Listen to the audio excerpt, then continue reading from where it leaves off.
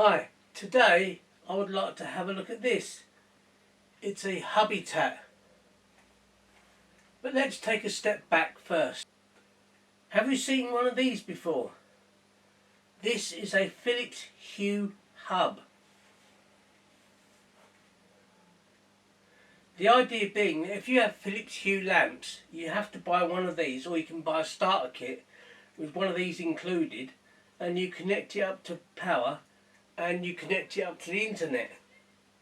Once you've done that, you then log on to Philips website and you can control all the lamps via either the app or, if you have one, an Amazon Echo device.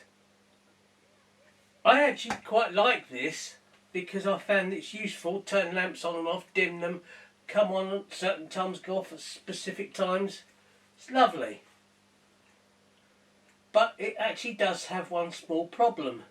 But the problem isn't as small as it would appear. If the internet connection goes down for whatever reason, and I have had it happen, then unfortunately this does not work. The way it does work is that when this receives a signal, be it to turn lights on, off, up, down, whatever, it actually sends it to the Philips Hue cloud.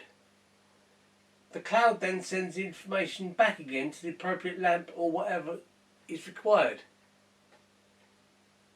Yes, it is almost instantaneously because of the internet. But as I said, if the internet goes down, unfortunately, you can't control Philips Hue lamps. This is called a hubitat.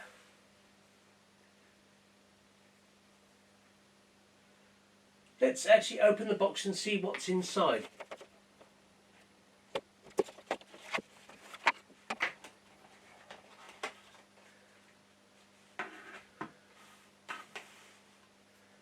That must be the hub.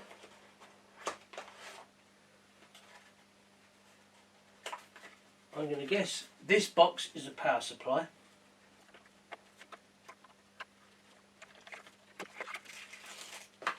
Yep.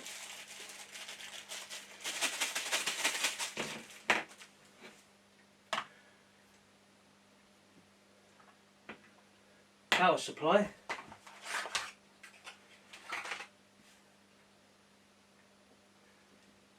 USB lead to connect it, and I'm presuming this is an Ethernet cable.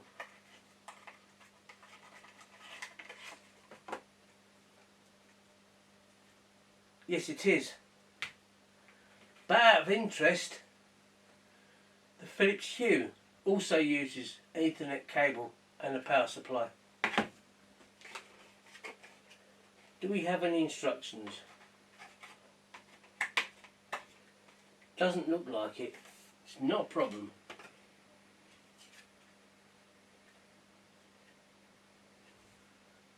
But we do have a QR code. I also know you can get the instructions online because I've actually looked before I purchased the unit. Let's tidy up a minute. Here we are. As you can see, the hubitat unit is considerably smaller than the Philips Hue unit.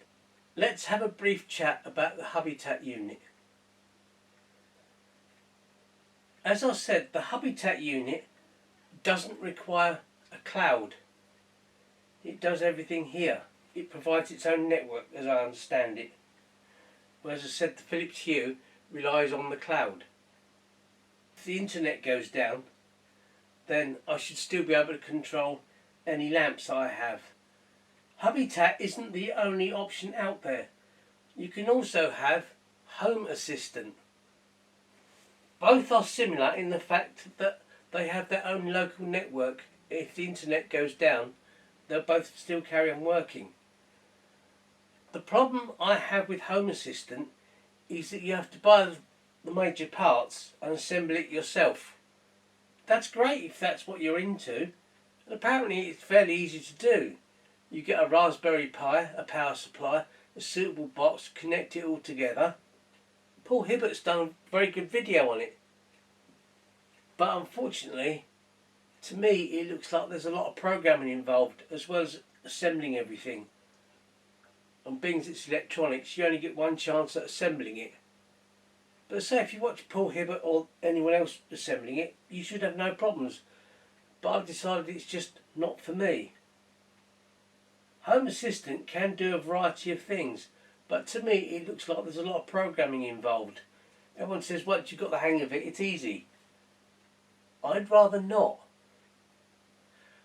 I also asked the opinions on a forum whether I should have Hubitat or Home Assistant. One person in particular springs to mind. He said, if you have Hubitat, you won't be able to control your TV, or your air conditioning, or your this, or your that. He said, Hubitat is very limited into what it can control. But he overlooked the obvious. I don't have a huge remote controlled TV. I don't have aircon. For me, Hubitat should be ideal. As I understand it, Home Assistant can't control a TV direct. You can buy an infrared dongle that you plugs into the unit and then that controls the TV. That's fine. But that's fine. I'm happy to use remote control. I can pick it up, push a button, change channel, change the volume. It's fine by me. To me, Home Assistant is somewhat complicated. Yes, it can do routines, but so can Hubitat. Yes, you can get battery powered buttons that you can get. So you push it once and it'll do this, push it twice and it'll do that, push and hold it and it'll dim the lights. But as far as I know, they both accept them. And for me, I don't want any other buttons. Yes, you can have them, and yep, great, if that's what you want, fine. But for me, I just want some Philips Hue lamps, which I already have. Yes, I am branching out into other varieties of lamps. This isn't a tutorial, this is just an overview. If you want to buy your own Hubitat unit, I'll leave a link in the description. Yes, it's not cheap, but I think overall it'll be worth it. I will do follow-on videos to show you how I get on. But for the time being, if you like what you've seen, a thumbs up will be appreciated. A subscription to the channel will be great as well. And as always, thanks for watching.